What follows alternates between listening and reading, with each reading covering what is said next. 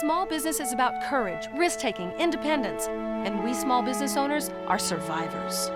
Everybody has an idea for a business, but how do you take that idea from mind to market? This is the place to learn. Small Business School with Hattie Bryant.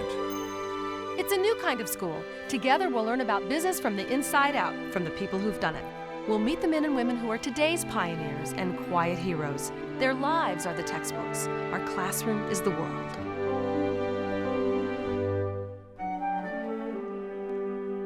Welcome to Small Business School. I'm Hattie Bryant. You may know our philosophy: learn today, earn tomorrow, return forever. So, if you have a business, stay right here. We're going to help you grow it. If you'd like to start a business, you can learn something too about getting off on the right foot. But the woman you're getting ready to meet now may have been way ahead of the curve. She started her business, she won't say how many years ago. Her 3 children have played important roles in growing the company over the years. And because she is such a great leader, she is now spending most of her time playing with her 11 grandchildren. You'll find her products in 6,000 specialty shops all over the country. And if you think you don't have enough money to start a business, I'll tell you that Judy only had $200. The next 30 minutes is a masterclass. Teachers are important, but so is the learning from real-life experience.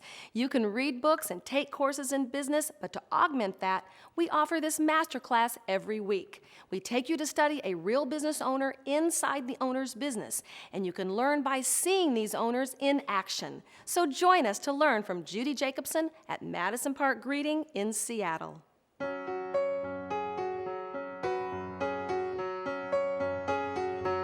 Madison Greeting produces cards like, "Congratulations on taking the plunge."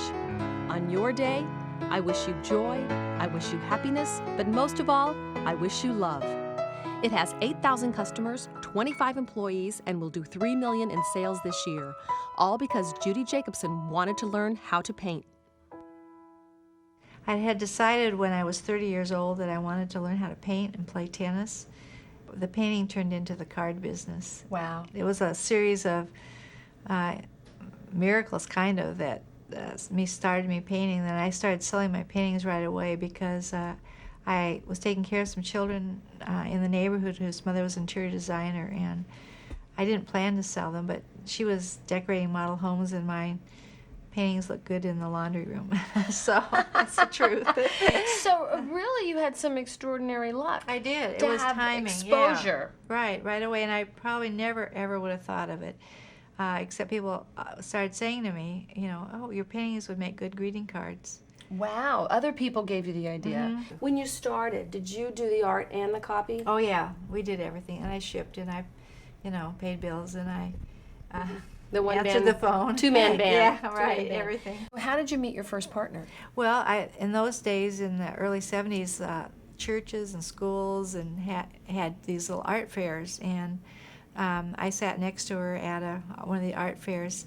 And another thing that I did, every Christmas I had a Christmas house. I'd heard about it somewhere in the Midwest, and we'd lived in Chicago, and I had always kept a list of the customers who had gotten my paintings, and so I met several artists in this group of art show people, I call them, and I invited them to come to my house too, and we had sent out invitations, and we just had a little fair at my house at Christmas time. Well, it became so popular, especially my partner made these little baker's dough figurines, and but she just worked night and day making these little, like $250 a day. And I said, there's got to be an easier way to make a living. And she said, what? And I said, I remember the kitchen table sitting there, and I said, greeting cards. So we pooled our $200. I had $200. She had $200. Mind you, this started with $400. Yeah, this was in 1977, though. So, and we were able to print 8 everyday cards and 8 Christmas cards. And the advice I'd always give someone trying to do something like this is first test your market. And we were able to be in these fairs again and see that we did have something that would sell. We have some sad stories of people that come with a basement full of cards they've printed, and they've never tested to see if that's really what people wanted. So our business really took off quite quickly. So what's the difference between you and the artists that are still going to those little craft shows selling their art for a few $100s a year? I think it really helped growing up in a family business. I mean, seeing my father start a business, it was just always there that I It's had. almost like you knew the possibilities. Yeah, I knew the possibilities. Well, first of all, we decided to take some action rather than going to the art shows. We pooled our money. We had kind of a game plan where we'd do this. We would print the cards, and then we'd see if they'd sell. And when we found out they'd sell, we just reinvested in more cards. This artwork is not at all like something that you started with, is it? No, we've tried to have, a variety that people will, fit different needs. Right. Okay, here says espresso. It's a fitting card for Seattle. I'd like to espresso my thanks.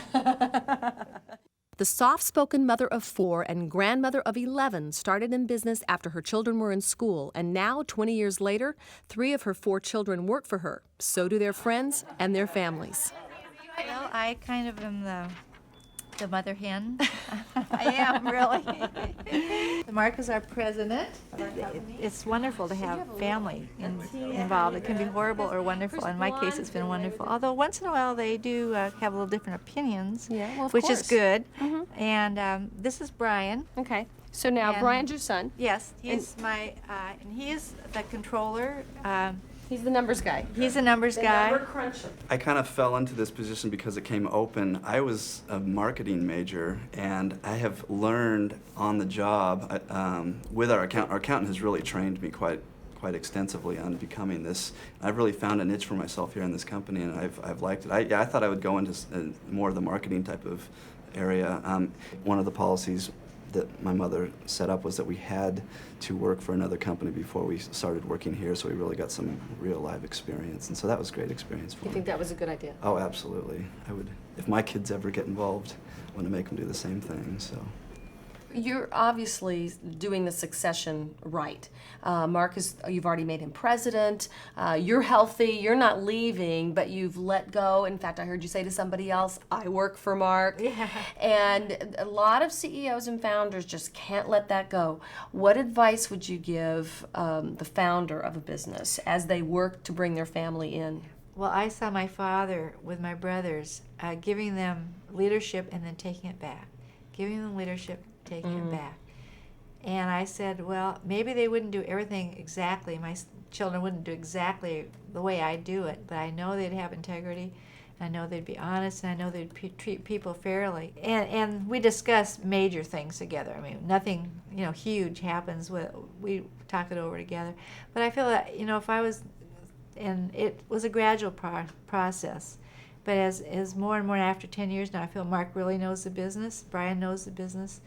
And, we can't have 3 leaders. And Mark seems to be comfortable in his position as president and But you did a lot of reading, and you would I did. Yeah, I Okay. went to seminars because I've seen, the heartache they can cause, especially as more generations get involved. So you would recommend someone study up, take the classes, yes, find some. absolutely. What about some outside help, a consultant to say, Consultant, anything you can do to get help. And, sift it through and think about it and work it out. And I've consulted other people, and I've just started the process of, I had 100% ownership of stock, and now I've started, giving it to the children. But, just do all the research you can do. All right, here's a sticky question. What about Eric, the minister? The youngest son is a Presbyterian minister. Do you evenly divide the stock? Do the kids that work get more stock? How does that happen? Yeah, that's really a hard question. And my goal in 1995 was to address that. I went to these different seminars. I talked with our corporate attorney. I've gotten advice from everyone, and I talked to the children. And the way I've done it now is Mark, being the president, will get the most, Brian next, Lori next, and then Eric. And then they'll be compensated, the ones that got less in other ways. Okay, so Eric's okay with that. I think so. He said he was. You've just heard Judy talk about how she is preparing for succession to pass her business on to her children. She goes to seminars, she reads books, she talks to other people in her situation. Now I want you to meet Bonnie Brown, whose business is to work with some of the millions of family-owned and operated companies in their struggle to live and work together every day. I work in what I call the family business Bermuda Triangle. That means those issues where families who are in business together can really get stuck. And those, in my experience, are power, money, and love. It is probably the most complex business structure that you can imagine, because you've got the family that doesn't necessarily have the same needs, the same objectives. You've got the management of the business, and then you've got the ownership of the business. So you've got basically 3 different systems, all of them overlapping. It depends on the family, and it depends on the business whether that overlap is a healthy one or not. And right in the middle of that overlap, you've got those issues of power and money and love. Does money mean love?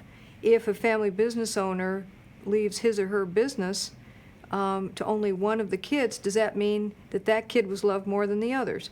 If some kids don't choose to go into the business, does that mean they don't love their folks as much as the kids who choose to go into the business? Odds Yes. are that a family business will not make it through its first succession. If they don't do any kind of planning. That's right, Hattie. If they don't do the kind of planning they need, they don't hook up with the kind of resource team that they need. They need a good estate tax attorney. They need a good management person. They need a good tax accountant who understands both corporate and estate planning tax. They need, in some cases, a good therapist. Why? Not because they're crazy, but because they have a lot of pressures and a lot of issues that maybe they have dragged along with them for a long time.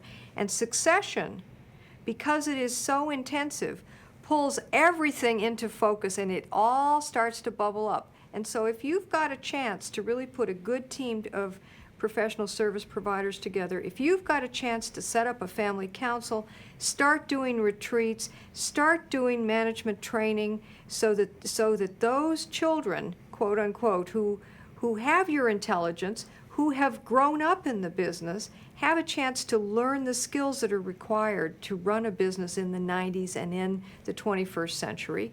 If you give them that chance, their likelihood of success just skyrockets. The business community loves our show. One owner says you're motivating, informative, and inspiring. Another calls us insightful. One says it does my soul good. Another thinks we are the true reality show. And we're called the best business educational show on television. Want to learn more? Join the thousands of small business owners who are making a difference and add your voice to our story. Visit us online at smallbusinessschool.org. What does a president of a $3 million company do? Everything. I'm very involved in product development, most of the long-term planning. I coordinate all of our art through our artists, so I'm involved in the artist contracts. And, Okay, so you use a lot of off-site artists or freelance artists, right? and you right. negotiate all those deals. Right. In our building, in our complex here that we own, we have worked out relationships with other companies, and we call them kind of super subs. They're basically companies that have grown together with us, and they have developed their business, and we've developed our business to coincide together. So the printer downstairs prints all of your cards, but he or she also has lots of other customers. Right. They actually do about 80 to 90% of our printing, and they bought their press specifically for our needs. It also obviously does a lot of other things as well, we don't have any contracts other than they're a tenant in the building. They have to earn our business just like anybody else. But do with you other recommend companies. this model to other small business owners? Oh, I mean, if very they can much. afford to buy a building and bring around them the support system that Yeah. they need to create wonderful products, isn't it a great idea? Yeah, very much. I don't want to get into the printing industry. I'll let the experts handle that. We want to do what we do, which is market greeting cards and design and distribute.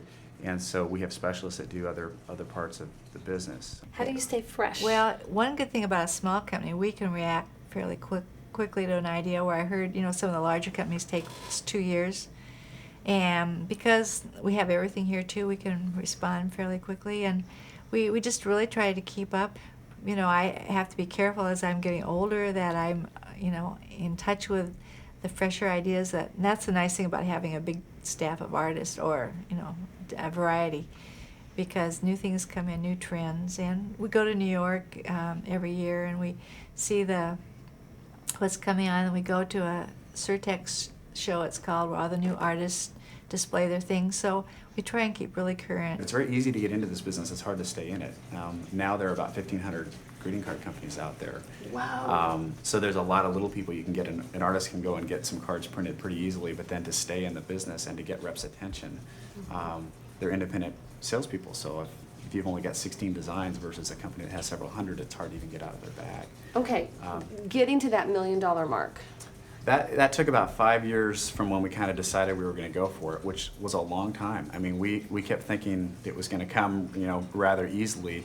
And when we finally did, I think that was when it really separated us from the other small companies. And it took 5 years to get there, and then we hit our next million the next year. All right. So it really began to snowball at that point. So you doubled after it had taken you so long. Right. To get. Yeah. So that's an encouraging word to somebody. Yeah, absolutely. And then, once you get to that point, you become one of the top lines with the big reps, guys. and then, then they begin to show you first, and so you get, first placement in the stores. And then the key after that is trying to hold that spot and take it to the next level. I really do believe there's plateaus in business. I mean, that definitely the $1 million mark was one for us. And now I think we're ready to move to the next plateau right now. We believe in the next 7 years that we can be probably a $10 million company. That's not going to be easy. I think that but there what is are it gonna definitely take? plateaus. I think that we will continue to diversify out of the collections to our line, and our focus has really been to take care of the little guy, the mom and pop gift boutiques that, a lot of people see the big dollar signs and they go for that and they forget about servicing the small guy. And we now have about 8,000 accounts, and it doesn't take long to figure out that you don't have to have, even 4,000 of those accounts are doing $5,000 a year. That's not a big hit for one store, but it adds up pretty quickly. Right. So that's kind of our philosophy, is to get big by focusing on the small guy. What do you consider to be the critical numbers you're tracking? Like sales, of course. Sales, expenses. We have a warehouse full of inventory. We need to make sure Turn it. that we turn it, that we get the right price for it. As a small business, you're constantly, running into money problems. We are essentially a bank ourselves when it comes right down to it. We give people credit 30, 60, sometimes 90 days.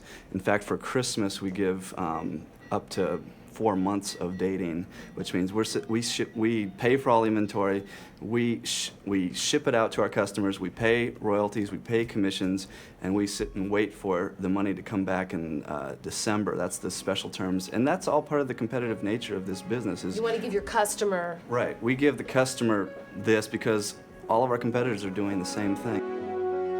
I think one of the key things is communication. We meet every morning at 8 o'clock. Everybody meets in our conference room. We go over any business. We tell them how sales are going. And then we You have a ask daily meeting. every morning. Believe it or not, we ask any concerns anybody has. Anybody's sick, anybody have any concerns, and then we actually pray for them. Okay, good. All right, And so you start with prayer. Yeah, and we try to tell people that if they don't need to participate because we have all their, but it's just something we want. And if that offends them, they just kind of stand. And we just make it real brief and just. Right. But it's interesting if they're going through a crisis, they really want to be included. I really feel one of the best things you can do for people is giving them meaningful work. We had refugees from Cambodia that didn't speak English, but they could package cards. Now we have deaf people. If there was some particular advice you might give a woman who wants to start and grow a business, what would that advice be? Well, I think I've been very successful at not having to be successful. Does that make sense? Yes.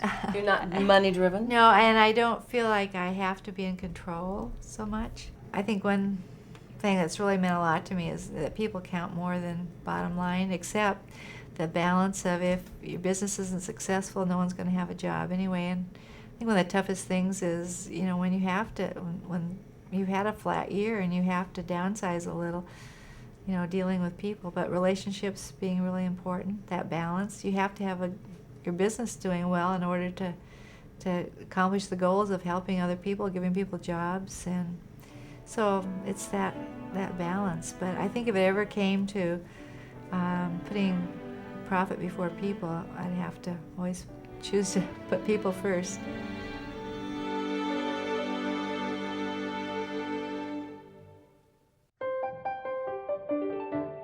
John Morgo, our marketing advisor, believes that Madison Park Greeting is growing because they've built a database. What is it that you see that's working in these catalogs? Because they did one for themselves, and now they're doing others. Why is that so smart? One, they have found a customer base that is looking for unique cards. By adding to the product line, okay, what she's able to do is get creativity from a variety of different sources. So now the boutique that's looking for creative cards, okay, has got far more variety and far more creativity. So you're really adding value by getting these additional catalogs in the hands of the retailer. See, Judy doesn't have to make these Right. cards. Right. All she's doing is Right. selling them. Right. What is she doing right here? Well, she's done two things. She's gotten into database management, okay, and she's gotten into fulfillment. Now, in the database management, what she has decided is she has developed a relationship with customers that the demand that she has identified is far greater than she could supply. So now what she does is she gets additional card companies to satisfy that supply. So what she does is she expands her business by not expanding her catalog line, by letting somebody else do the catalogs, but by expanding and selling her knowledge in database management. Absolutely great business extension for a small business person. And that's what we all have to do. We have to leverage. Right. And she is leveraging her expertise in database management and relationship management based off the database, supplementing it with additional supply from other card companies. Phenomenal opportunity. And aren't these gorgeous? They're great. They're Aren't really they great. gorgeous? Very, very I mean, they're creative. so attractive. When they come to me, I want to look at them. Right. Look at this company. It's called Fan Mail. Yeah. It's great. So, John, what can we really learn from Judy here? Well, every small business really has to be disciplined in address management, database management. You need to capture the right name, the right spelling, the right address, the right city, the right zip code, and even the right phone number. And any other information that they give you about themselves, you should find someplace in your data field to put that information, because they're telling you something. And whatever that is, you might be able to use in order to customize your offering to that individual. So, Judy's pretty smart. She's brilliant. Database management is the absolute key to the success of most small businesses.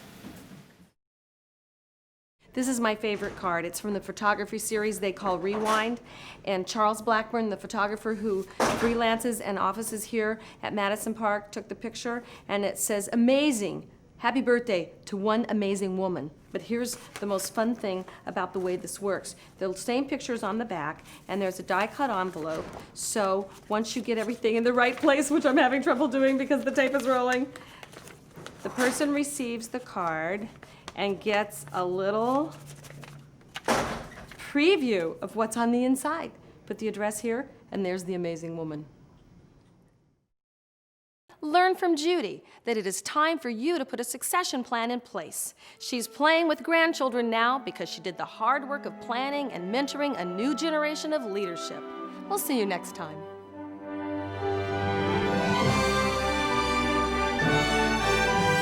Small Business School with Hattie Bryant. If you want to learn more about starting, running, and growing a business, come to our website, smallbusinessschool.org. There's streaming video and interactive study guides. The only way we can compete with big business is to be faster, smarter, and better. We are the engine of the American economy. We create the jobs.